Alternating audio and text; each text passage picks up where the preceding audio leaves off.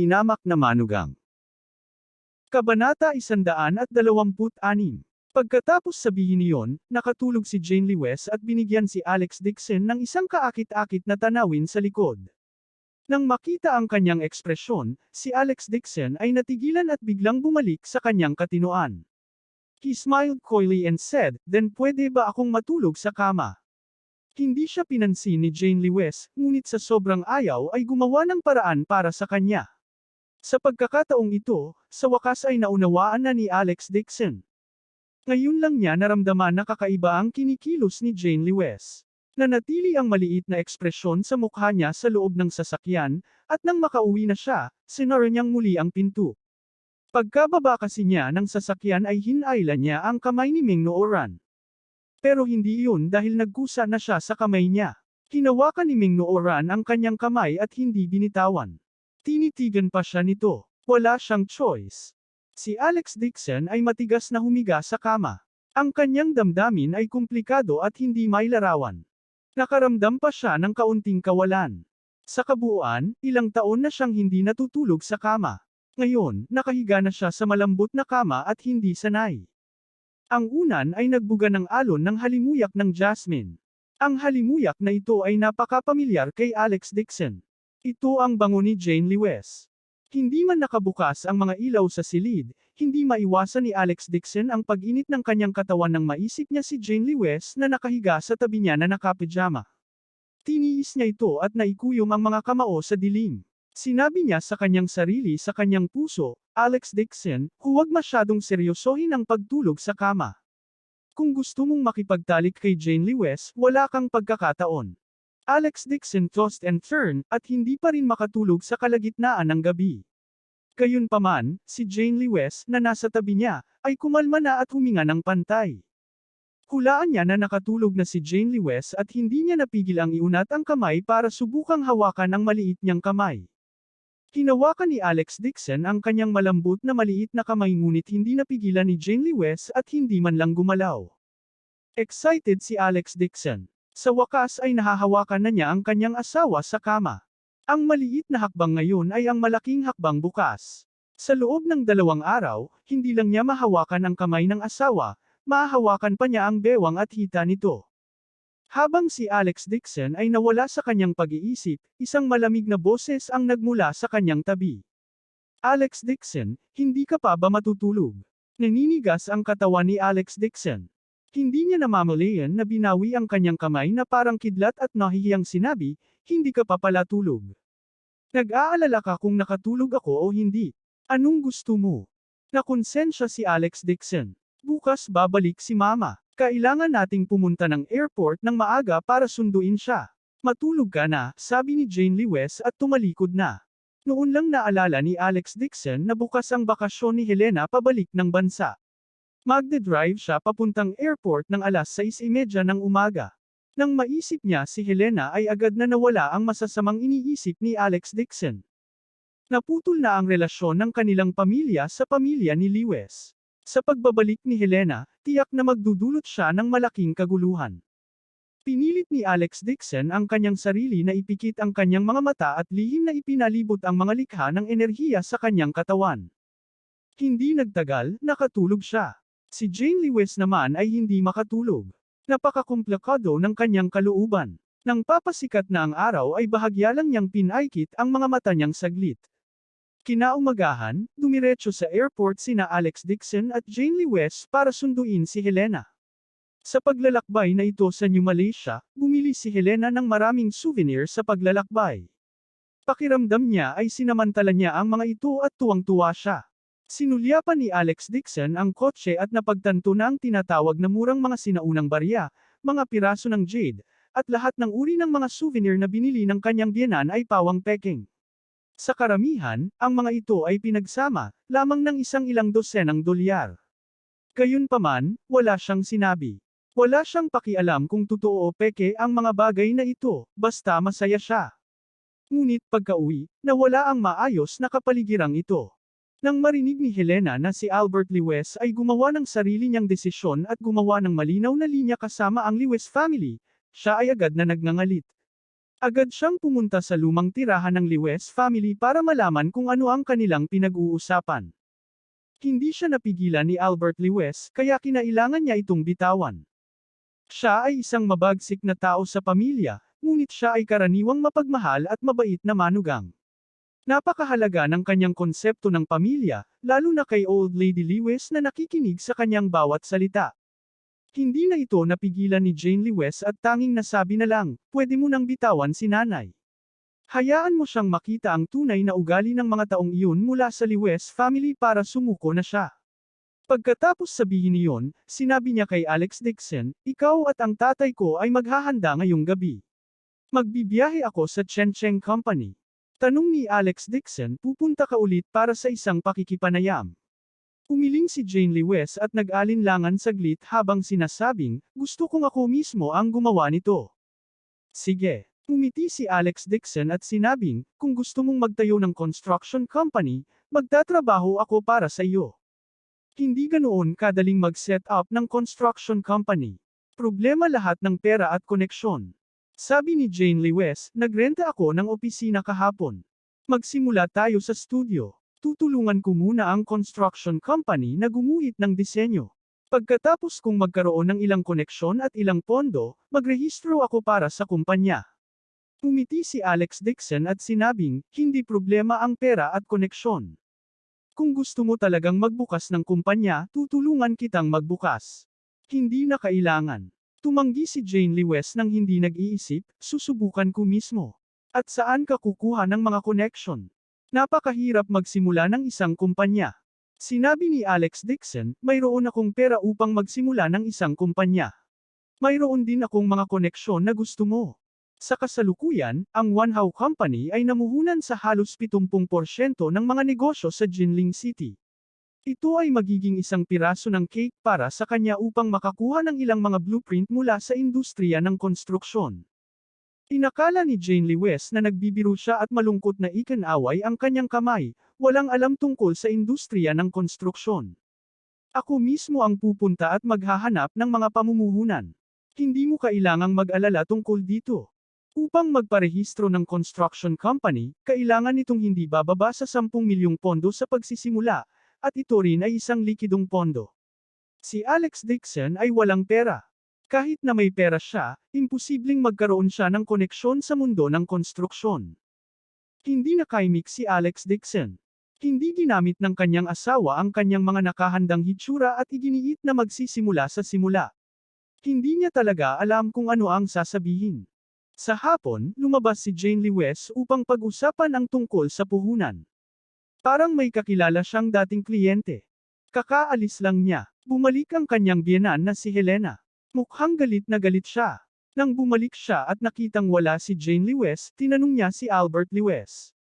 Saan pumunta si Jane? Mukhang nakahanap siya ng isang tao na mapagkukunan ng puhunan. Pull in what investment? Gusto mo ba talagang umalis sa Lewes?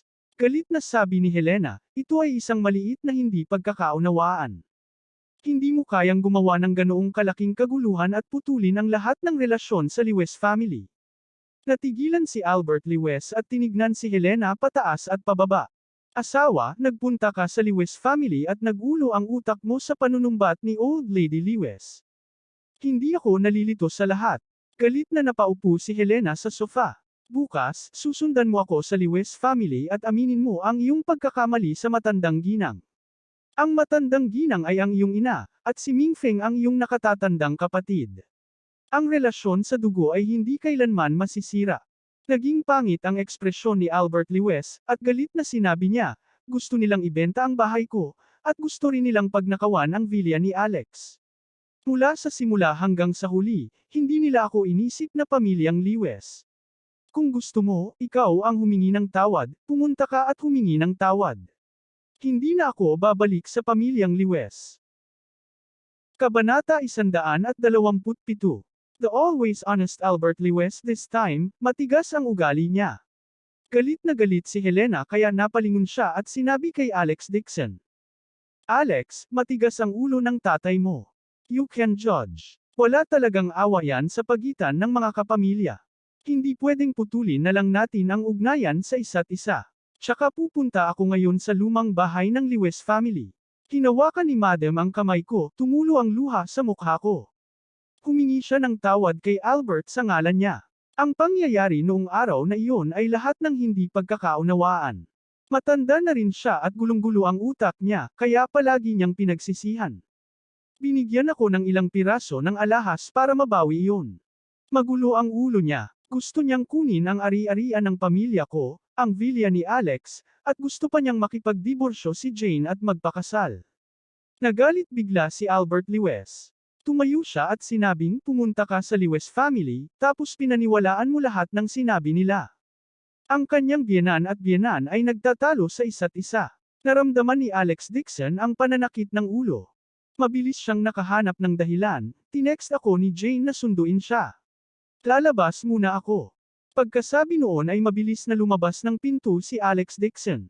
Sa likod niya, narinig din ang tunog ng dalawang tao na nagtatalo.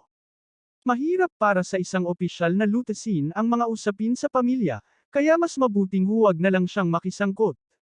Nakakita si Alex Dixon ng isang random na restaurant at nag-order ng ilang pagkain. Balak niyang tumambay hanggang gabi bago umuwi. Ito ay isang sikat na food street sa Jinling City. Napakaraming tao doon. Kumakain si Alex Dixon nang biglang nahadjap ng kanyang mga mata ang dalawang figure sa kabilang kalsada. Natigilan siya. Hindi ba si Jane Lewis iyon? Sa kabilang kalye ay may napakataas na klaseng restaurant. Pinaghiwalay ng floor-to-ceiling glass sa ikalawang palapag, nakita ni Alex Dixon si Jane Lewis na nakaupo sa tabi ng bintana. Sa tapat niya ay nakaupo ang isang nasa katanghaliang gulang na lalaki na nakasut at isang pares ng salamin na may gilid na ginto. Hawak ni Jane Lewis ang mga dokumento at patuloy na nakikipag-usap sa lalaki. Mukhang ipinakilala niya ang kanyang workshop, marahil upang mamuhunan ang taong iyon dito. Ngunit ang puso ng nasa katanghaliang gulang na lalaki ay hindi matamlay. Diretso ang tingin nito sa leeg, kwelyo, at dibdib nito. Gusto pa niyang gamitin ang paraan ng paghawak niya sa mga dokumento para hawakan ang kamay ni Jane Lewis. Buti na lang at mabilis na nakareact si Jane Lewis at nakaiwas sa isang iglap. Nakita ito ni Alex Dixon at dumiretso sa ulo niya ang galit niya. Talagang naglakas loob siyang magkaroon ng mga disenyo sa kanyang asawa. Katatapos lang maglakad ng waiter na may dalang bowl ng cloud swallow noodles, pero bago niya ito maibaba, tumayo si Alex Dixon at kinuha ang pera at inilagay sa mesa. Hindi mo kailangang maghanap ng pera para ibigay sa akin. Isang pribadong kwarto sa ikalawang palapag ng Yunlei Hotel. Pinipigilan ni Jane Lewis ang pagkasuklam sa kanyang puso at pinipilit ang sarili ng umiti. Niya sa lalaki sa tapat ng mesa, CEO May, isinulat ko na sa data ang lahat ng plano ng kumpanya. Siguradong magkakaroon ng kaunting pag-unlad sa hinaharap. Jane, alam ko lahat ng kakayahan mo. Naguguluhan ang ekspresyon ng nasa katanghaliang gulang na lalaki. Ngunit ngayon ang kumpanya ay mayroon pa ring ilang mga proyektong mamuhunan. Ang mga pondo ay masikip. Medyo nadismaya si Jane Lewis. She tried her best to talk to him for a long time, pero malabo pa rin ang ugali nito. Hindi niya maisip ang mga detalye. Nang makita ang ekspresyon ni Jane Lewis, sinadya ng nasa katanghaliang gulang na lalaki ang kanyang mga kamay at sinabing, actually, hindi naman sa walang paraan. I will discuss with the company's higher management. To be honest, I think your company is very good. Bakit hindi tayo mag-usap muli ngayong gabi at maiintindihan ko ito? Huli na. Nag-alinlangan si Jane Lewis. 8:00 na ng gabi. Kung patuloy silang mag-uusap, natatakot siya na baka mamaya pa. Umiti ang nasa katanghaliang gulang at sinabing, oo. Hindi maliit na bagay ang pamumuhunan. Kung hindi natin lubos na makilala ang isa't isa, paano tayo magtitiwala sa isa't isa? Ngayong gabi, ililibre kita sa hapunan at pag-uusapan ang plano. Halika, Pangulong Lewis, makipagkamay para sa ating pakikipagtulungan sa hinaharap. Pagkasabi noon, iniunat ng nasa katanghaliang gulang na lalaki ang kanyang kamay at kinamayan ang maliit na kamay ni Jane Lewis. Isang bakas ng masamang liwanag ang sumilay sa kanyang mga mata. Ang pangalan ng nasa katanghaliang gulang na ito ay si Mei Ping. Matagal na niyang pinagnanasaan si Jane Lewis, na ang pinakamagandang babae sa Jinling. Gayunpaman, dahil makapangyarihan ang Lewis family, hindi siya nang ahas na ibuli ang dilag na ito.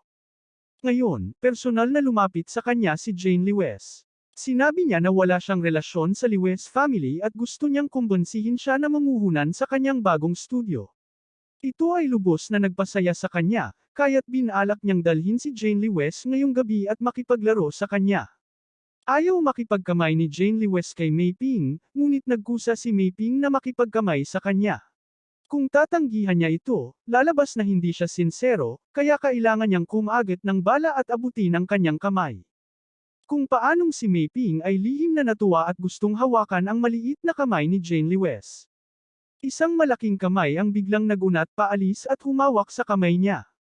Natigilan sandali si Mei Ping at galit na iniangat ang ulo at sumigaw.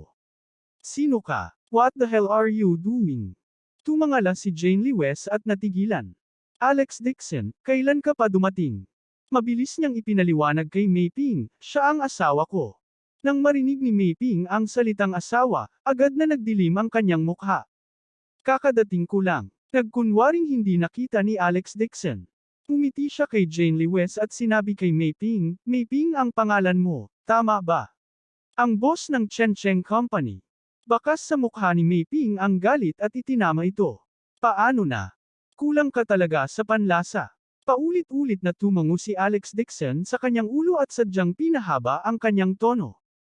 Nagalit si Mei Ping sa kanyang puso at malamig na gustong bawiin ang kanyang kamay.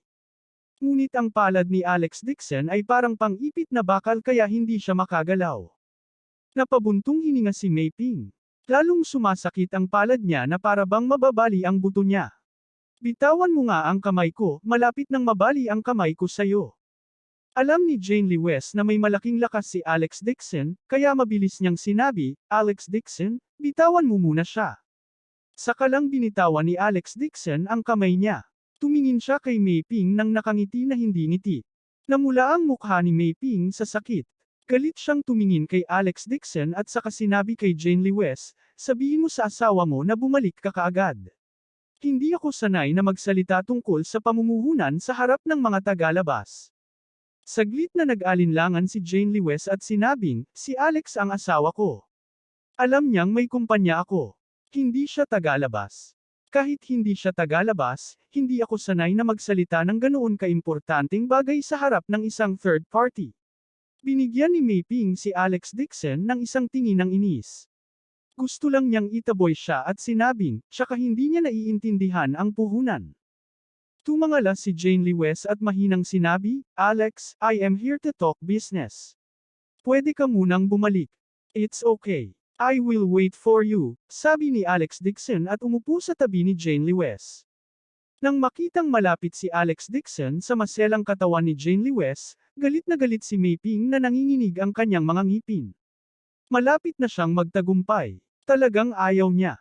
Pumuso siya at sinabing, you must be matrilocal son-in-law of Lewes family. Sikat ka sa Jinling City. Si Yan ay nagsumikap na magsisimula ng negosyo at suportahan ang kanyang pamilya. Huwag ipagpaliban ang kanyang trabaho. Ako ay nagsasalita tungkol sa investment kay Yan. Makikialam ka lang kung mananatili ka dito. Hindi magalang ang tono ni Mei Ping dahil hindi lang niya inilagay si Alex Dixon sa kanyang mga mata. Karamihan sa mga tao sa bilog ay kilala si Alex Dixon. Napabuntong hininga sila na ikinasal si Jane Lewes sa isang walang kwentang lalaki. Kumunot ang noo ni Alex Dixon at malamig na tinitigan si Mei Ping. Tinawag ni Mei Ping si Jane Lewes na Yan, na parang asawa niya si Jane Lewes. Kahit na hindi pa niya tinawagan si Jane Lewes ng ganoon kalapit. Kabanata 128. May malabong ngiti si Mei Ping sa kanyang mukha. He looked at Alex Dixon with disdain and said, Alex Dixon, kung lalaki ka, huwag mong ipagpaliban ang trabaho ni Jane. Matutulungan mo ba si Jane? May pera ka bang i-invest? Makukuha mo ba si Jane ng kontrata para sa mga blueprint? Kung wala kang kakayahan, ipinapayo ko sa iyo na maghanap ka ng trabaho. Hindi mahalaga kung pupunta ka upang maghatid ng pagkain o maging isang security guard. Kung hindi, ikaw ay maiinip sa bahay araw-araw at maghinala sa iyong asawa. Narinig ito ni Jane Lewes at hindi siya komportable. Sabi niya, CEO May, madami ding ginawa si Alex sa bahay. Tsaka tawagin mo naman akong Jane Lewes. Hindi ako sanay na tinatawag ng mga tagalabas ang palayaw ko. Ano ang ginawa niyang pambili ng gulay? Pagluluto, o paglalaba ng damit? Hindi napigilan ni Mei Ping na matawa at sinabing, Jane, kung hindi makahanap ng trabaho ang asawa mo, kumukuha ng security guard ang kumpanya ko. Pwede mo siyang subukan. Pagkatapos niyang sabihin iyon, kalahating biro niyang sinabi, Jane, kung ako sayo, hindi ako magpapakasal sa lalaking hindi man lang makahanap ng trabaho. Matagal ko nang hiniwalayan ang ganitong uri ng basura. Kumunat ang malapad na kilay ni Jane Lewes. Magsasalita pa sana siya, bigla siyang nakaramdam ng lamig sa gilid niya. Tumingon siya at nakita niya si Alex Dixon na nakatayo na may ngiti sa labi. Sinabi niya kay Mei Ping, matagal ko nang narinig ang sikat na CEO na si Mei. Ikaw nga ay tulad ng ipinahihiwatig ng pangalan nito. Mayroon din akong gustong sabihin sa CEO na si Mei. Bahagyang dumilim ang mukha ni Mei Ping. Anong gusto mong sabihin? Naiintindihan niya na si Alex Dixon ay isang walang kwentang tao at hindi maglalakas loob na gumawa ng anuman sa kanya. Ipinatong ni Alex Dixon ang kanyang mga kamay sa mesa, parang sumandal, at nakangiting sinabi. Ang gusto kong sabihin, ang isang tao ay maaaring maging duwag at walang talento, ngunit hindi siya dapat magkaroon ng moral na karakter. Dahil kung wala kang moral na karakter, kung gayon hindi ka tao, ngunit isang hayop. Pagkatapos sabihin iyon, itinaas niya ang sopas na luosong na katatapos lang niyang ihain gamit ang dalawang kamay at ibinuhos ito sa ulo ni Mei Ping na walang ekspresyon ang mukha. Napasigaw si Mei Ping at napatalon mula sa init. Laking gulat ni Jane Lewes na namutla ang kanyang mukha. Matapos matigilan sandali, mabilis niyang tinawag ang waiter para dalhin ang napkin. Ang kumukulong mainit na sabaw ay umuusok na mainit na nagpapula sa mukha ni Mei Ping. Dumaloy ang makapal na sabaw sa kanyang leeg at sa kanyang damit. Nanlalagkit ang buong katawan niya. Siya ay nasa napakalungkot na kalagayan. May nakasabit pang ang dahon ng gulay sa salamin niya. Inilabas ni Mei Ping ang kanyang mga ngipin at patuloy na sumisigaw. Sumugod ang manager kasama ang ilang waiter. Nang makita niya ang sitwasyon, nabigla rin siya. Nagmamadali niyang inutusan ang waiter na tumulong sa pagharap dito.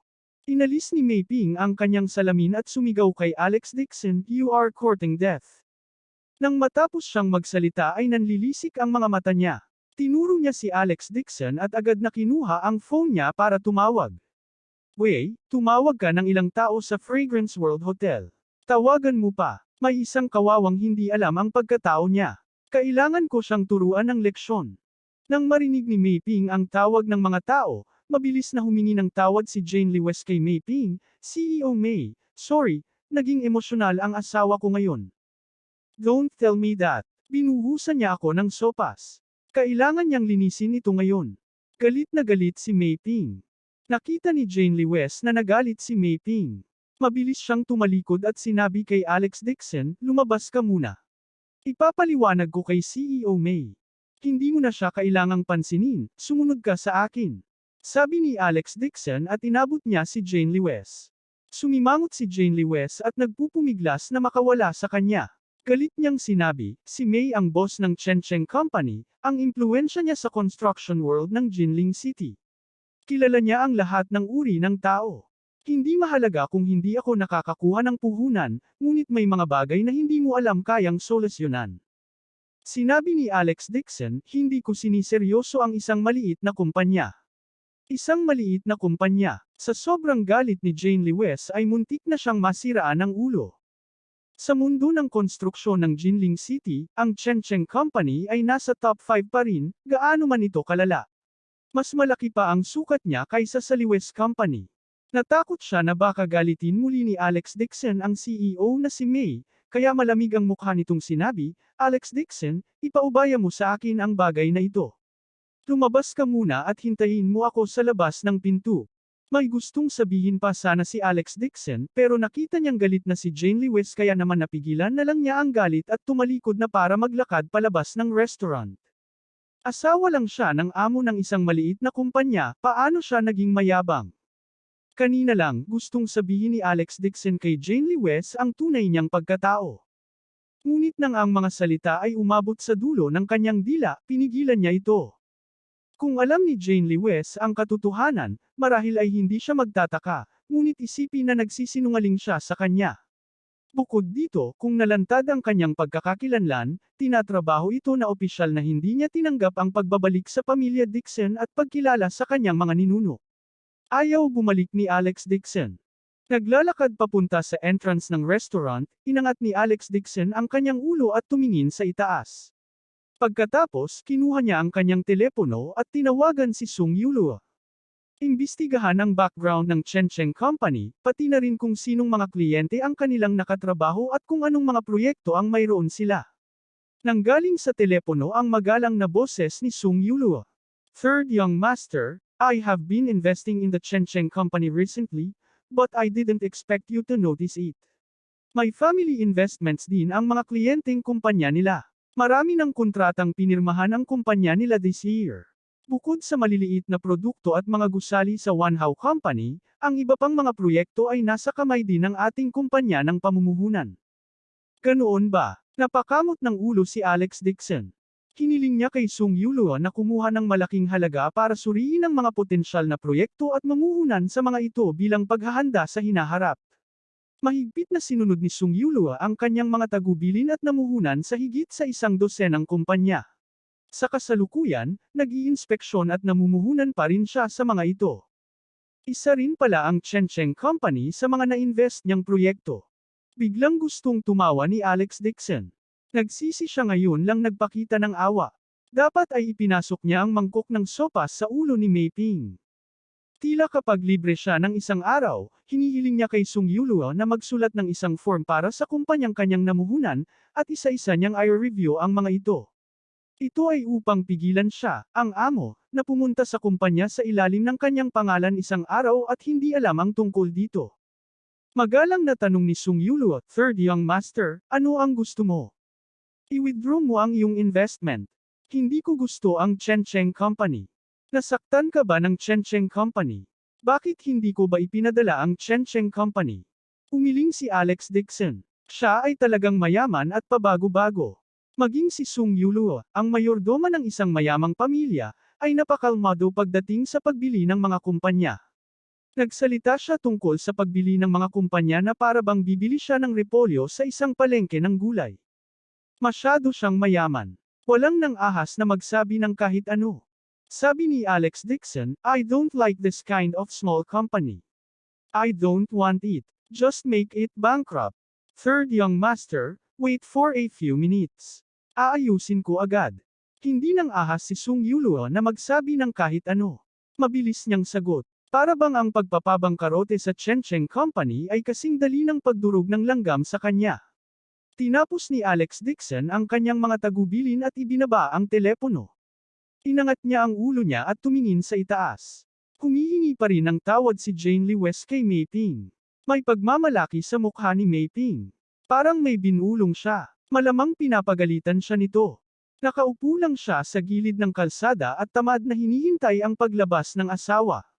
Sa ilalim ng kalangitan sa gabi, pangkaraniwan lang ang mga damit ni Alex Dixon, dinadanan lang siya at walang tumitingin sa kanya. Gayunpaman, sa itaas, ang sikat na CEO May ng Jinling City at ang pinuno ng 5 gusali sa lungsod, ang Chen Cheng Company, ay inayos ni Alex Dixon sa isang simpleng pangungusap. Sinadya talaga ang pera. Kabanata 129. Dahil may ilang bagay na dapat asikasuhin si Sung Yulu sa pamilya nitong ilang araw, bumalik siya sa Jing City upang iulat ang kanyang tungkulin. Sa sandaling ito, magalang niyang ibinaba ang kanyang telepono at agad na tumawag kay Wan Hao. Wang, may iniutos sa iyo si Young Master. Si President Wang ng Wan Hao Company, na may magandang reputasyon sa labas ng mundo. Siya ngayon ay tinawag ni Sung Yulu bilang Wang. Higit pa rito, natural ang kanyang pangalan. Comfortable si Wang Lisu sa sana. Nang makita niyang si Sung Yulu ang tumatawag, dali-dali niyang itinulak ang babaeng masahista at magalang na yumuko. Director Sung, anong utos ni Young Master Dixon? Pinaliit ng Chen Cheng Company ang third Young Master. Mabilis na kanselahin ang lahat ng pakikipagtulungan sa pagitan ng Wan Hao at Chen Cheng Company. Saglit na nagulat si Wang Lizu, pagkatapos ay agad niyang sinabi, ano? Kaliit lang ang sukat ng karumal-dumal na kumpanyang ito, at nangangahas pa rin itong pukawin ang Young Master. Talagang matapang si Mei Ping. Tuturuan ko siya kung paano maging isang tao ngayon. Tumango si Sung Yulo bilang kasiyahan, ibinaba ang telepono at gumawa pa ng ilang tawag. Sa Jinling City, mabilis ding kinuha ni Wang Lizo ang kanyang telepono at nagsimulang makipag-ugnayan sa mga tao sa circle. Natatakot siyang makalimutan siya ni Alex Dixon. Hindi naging madali para sa kanya na magkaroon ng pagkakataong purihin si Alex Dixon. Kailangan niyang gawin ito ng maganda. Lee, nagtatrabaho ka ba sa Chencheng Company? Kailangan mong makipagtulungan sa Wanhao. Ang kondisyon ay kanselahin ang lahat ng pakikipag-ugnayan sa Chencheng Company. Zhao, may project ka ba na pinirmahan mo sa Chencheng Company? Halika sa Wanhao bukas. Doble ang halaga. Si Wang Lizo ay naupo ng buong kabayanihan, na gumagawa ng tawag sa telepono sa isang dominanteng paraan. Siya ay kumilos tulad ng isang malaking pagbaril sa mundo ng negosyo na nagturo sa kanyang nakababatang kapatid. Sa harap ni Alex Dixon, isa lang siyang langgam, at sa harap ni Sung Yulo, isa siyang sarat. Ngunit sa mundo ng negosyo ng Jinling City, isa siyang malaking shot. Ang mga taong nakilala ni Sung Yulo ay pawang mga mas mataas na antas. Para naman sa malalaki at maliliit na kumpanya sa Jinling City, ibinigay niya ang lahat kay Wang Lizu. Sa Fragrance World Hotel, lumabas ng pinto si Mei Ping. Nakaramdam pa rin ng matinding sakit ang nasusunog niyang mukha. Nakita niya si Alex Dixon na nakaupo sa gilid ng kalsada. Sinlaman niya ng tingin si Alex Dixon, saka tumalikod. Sinundan siya ni Jane Lewis na may malamig na ekspresyon at hindi man lang tumingin kay Mei Ping. Kung hindi siya natatakot na si Mei Ping ay magdulot ng gulo para kay Alex Dixon, galit na galit siya at sinampal ang mukha ni Mei Ping. Ayos lang yan. Maliit na sugat lang. Nagkunwari si Mei Ping na magnanimous. For your sake, I forgive Alex Dixon. I'll treat you to dinner tomorrow night and talk about the investment. Sa ibabaw, kumilos siya na parang walang nangyari. Ito ay para lamang mapasaya si Jane Lewis, ngunit ang kanyang puso ay nag-aapoy pa rin sa galit. Kung hindi dahil sa paghingi ng tawad ni Jane Lewis ngayon pa lang, itinapon na niya agad si Alex Dixon sa hagdan.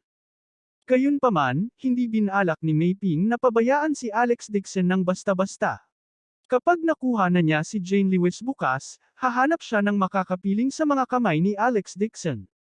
Gayunpaman, marami siyang pera at hindi siya natatakot. Kahit na matalo niya si Alex Dixon hanggang mamatay, maaari pa rin siyang gumastos ng pera upang makahanap ng magbabayad para dito. Lumapit si Alex Dixon at sinabing, "Asawa, uwi na tayo." Tumingin sa kanya si Jane Lewis, tumalikod at sinabi kay Mei Ping, "CEO Mei, may gagawin ako bukas ng gabi kaya hindi ako sasama." Natigilan si Mei Ping, paano ang susunod na araw? Pinigilan ni Jane Lewis ang kanyang pagkasuklam at malamig na sinabi, "CEO Mei, hindi ko isasaalang-alang ang pamumuhunan. Hindi na natin kailangang makipag-ugnayan sa isa't isa sa hinaharap.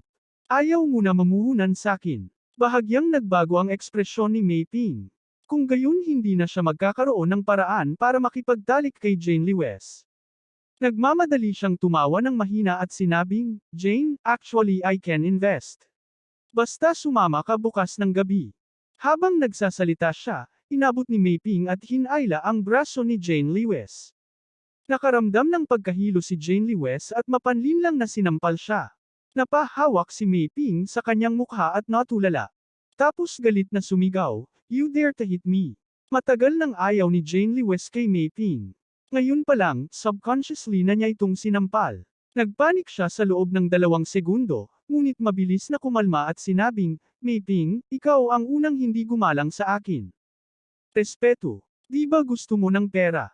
Di ba lumabas ka para maging prostitute?"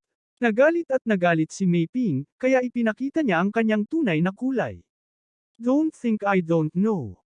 The Lewis family kicked you out of the house. Do you think that you are the young lady of the Lewis family? Let me tell you the truth. I can easily take your life in Jinling City.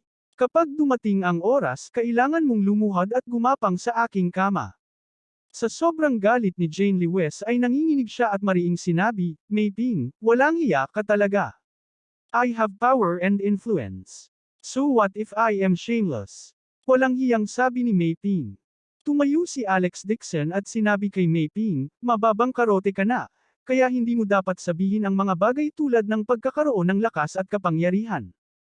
Ano ang sinabi mo? Natigilan si Mei Ping at hindi man lang nag-react. Sisigaw na sana siya nang biglang tumunog ang phone niya. Ayaw sumagot ni Mei Ping, ngunit patuloy na nagri-ring ang kanyang telepono. Mabangis na itinuro ni Mei Ping si Alex Dixon at naiinip na kinuha ang telepono. Hello? Anong problema? CEO Mei, grabe. Biglang binawi ng shareholder na orihinal na gustong mag-invest sa kumpanya na 50 milyon investment. Ano? Malaking pagbabago ang ekspresyon ni Mei Ping, tatawagan ko kaagad ang Jing City. Sandali lang. Hindi lang Jing City ang nag-withdraw ng kanilang investment, kundi ang Wanhao Company, na matagal nang nagtatrabaho sa aming kumpanya, ay biglang kinansela ang lahat ng kooperasyon. Bukod doon, sina Director Zhao, Director Li, Director Sung at ang iba pa kinansela ang kanilang mga kontrata. Hinawakan ni Mei Ping ang telepono at sa sobrang gulat ay hindi siya makapagsalita. Gayunpaman, nagpatuloy ang boses sa telepono. Sa kasalukuyan, 4 na kumpanya ang tumawag at humiling sa Chencheng Company na nagbabayad para sa pinsala sa kontrata. Tumawag si Chief Zhang mula sa Haotian Financial Division.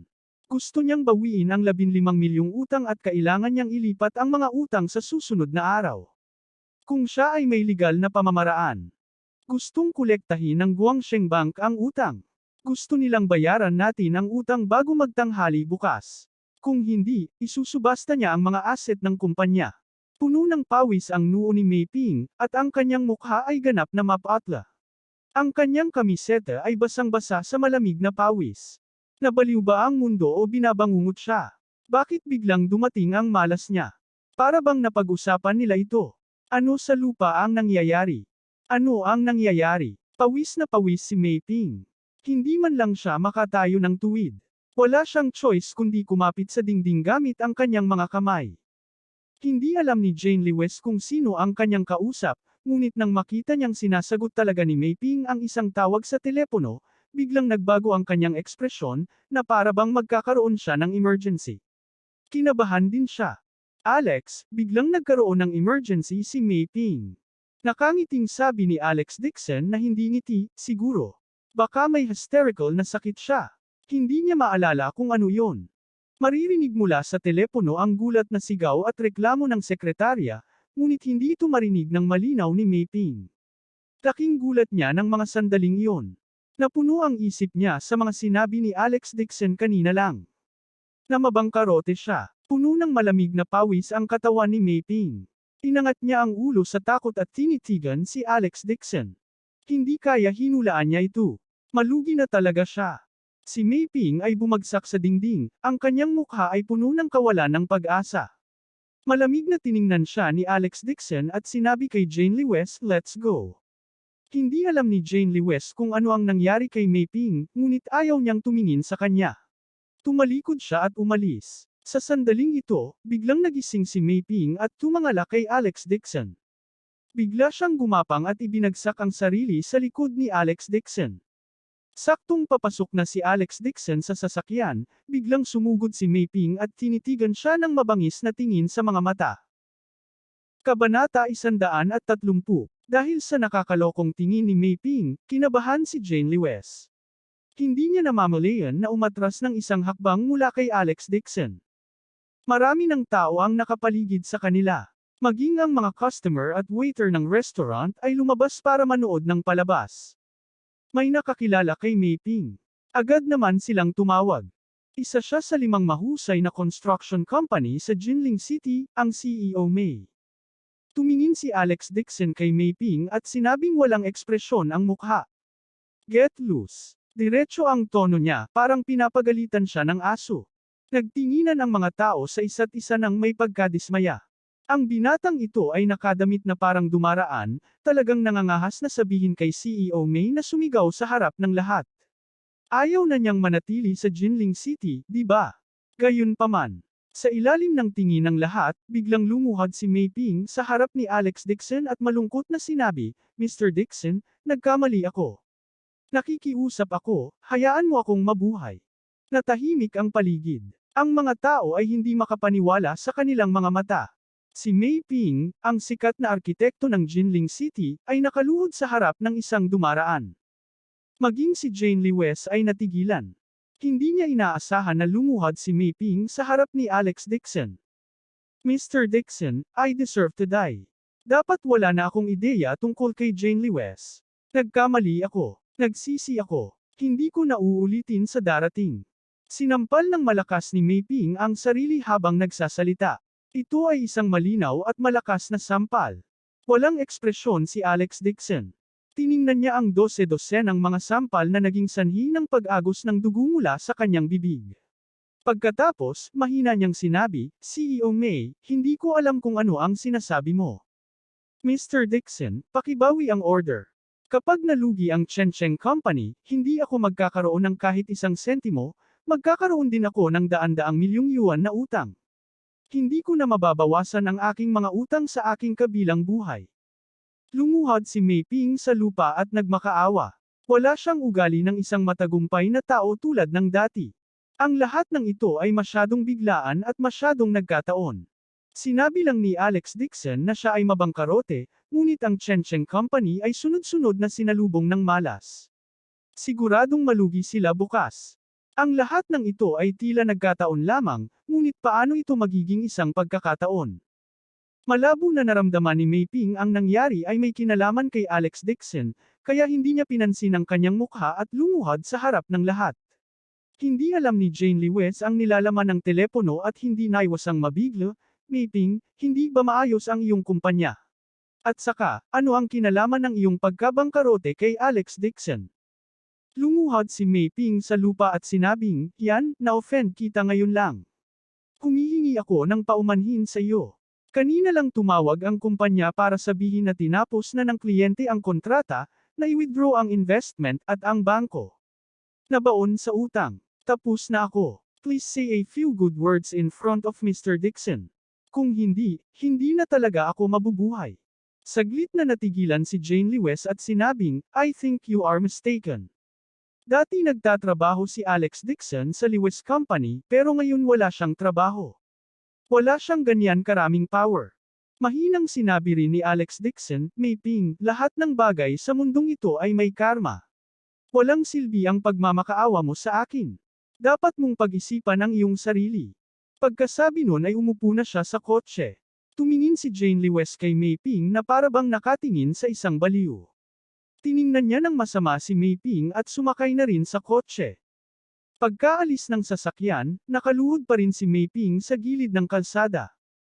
Parami ng parami ang mga tao sa paligid niya. Lahat sila ay napatingin sa kanya na nagtataka at patuloy na nagbubulungan sa isa't isa. Gayunpaman, wala nang pakialam si Mei Ping tungkol dito. Mula bukas, siya ay magiging pulubi sa lansangan mula sa isang matagumpay na tao na mataas at makapangyarihan. Hindi man lang siya may kumpara sa isang pulubi. Hindi lang siya walang pera, ngunit kailangan din niyang magbayad ng ilang daang milyon bilang kabayaran para sa paglabag sa kontrata. Nagriring pa rin ang phone niya, at maririnig ang gulat na boses ng assistant niya. Tumawag ang loan company, na ang interes ay tataas ng 1 puntos. Kokolektahin nila ang utang bukas, at kapag hindi mo ito binayaran, puputulan nila ang iyong kanang kamay. CEO Mei, tumawag ang may-ari ng opisinang inuupahan namin at sinabing 2 beses na tataas ang upa. Kapag hindi ka nagbabayad, sasabihin nilang umalis ka bago bukas. CEO Mei.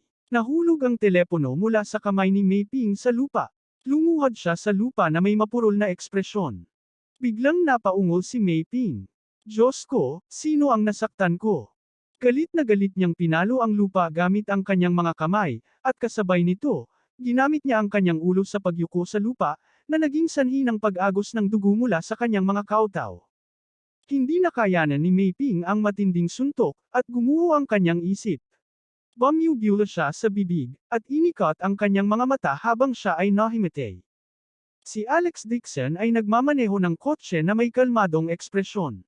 Habang pinag-iisipan ito ni Jane Lewes, mas naramdaman niyang may mali. Hindi niya maiwasang magtanong, ano ang ginawa mo kay Mei Ping? Bakit takot na takot siya sa iyo?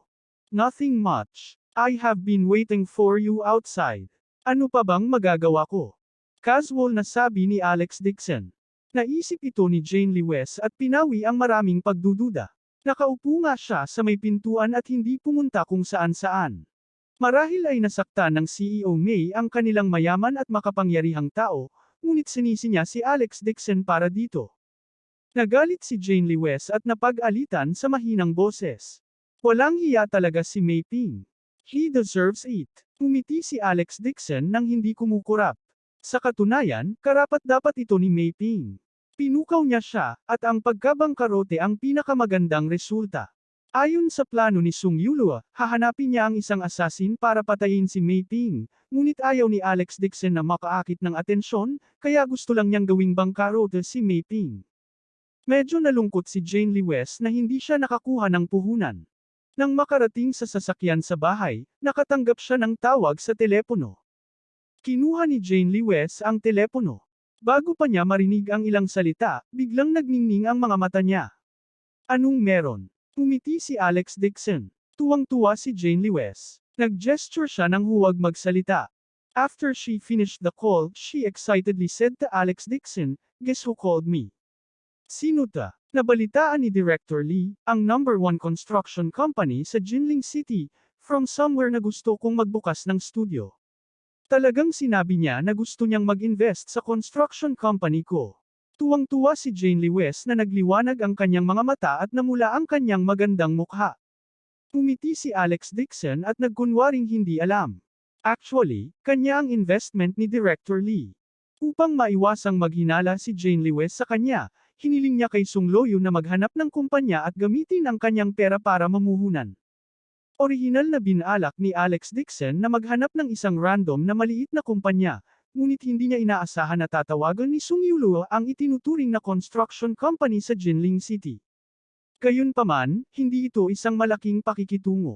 Ang kumpanya ni Director Lee ay orihinal na namuhunan ng Dixon family, kaya maaari itong ituloy sa bahagi ng negosyo ng kanyang pamilya. Tuwang-tuwa si Jane Lewes. Niyakap niya ang braso ni Alex Dixon at patuloy na nagsasalita tungkol sa puhunan. Walang ipinakitang pagbabago si Alex Dixon sa kanyang ekspresyon. Napakaganda ng mood niya. Ang paggastos ng kaunting pera para mapasaya ang kanyang asawa ay isang magandang pakiramdam. Noong una, gusto niyang mag-invest pa, pero natakot siya na kapag sobra ang pera, maghinala si Jane Lewes, kaya pansamantalang nag-invest muna siya ng 10 milyon. Hindi mahalaga kahit na ang kanyang asawa ay nawala ang lahat ng pera. Pag-uwi nila, hindi pa nakaka-recover si Jane Lewes sa kanyang excitement. Gayunpaman, sa sandaling pumasok siya sa bahay, tumigil ang nasa sabik na kapaligiran. Pinagsalikop ni Albert Lewes ang kanyang mga kamay at lumakad pasulong na may awkward na ekspresyon. Tumingin siya sa kanilang dalawa at sinabing, "Alex, gusto mo ng mama na bumalik kayong dalawa sa trabaho bukas." Ano? Natigilan si Jane Lewes. Kumunat ang noo ni Alex Dixon at sinabing, "Hindi ba gumuhit ako ng malinaw na linya sa Lewes family?" Si Albert Lewes ay mukhang nahihiya at nahihiyang sinabi, "Ang iyong ina ay pumunta upang hanapin si Old Lady Lewes. Siya ay buong pusong pinagsama sa Lewes family, kaya..." Abangan ang susunod na kabanata.